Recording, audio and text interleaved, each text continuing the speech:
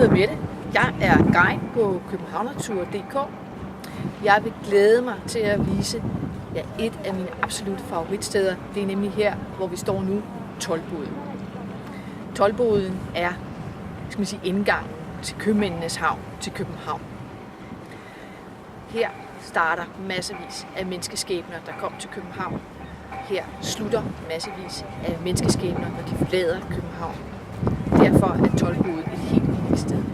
Og mange af mine ture, for eksempel koloniernes København, går herfra. Og vi får en fornemmelse af København som kosmopol.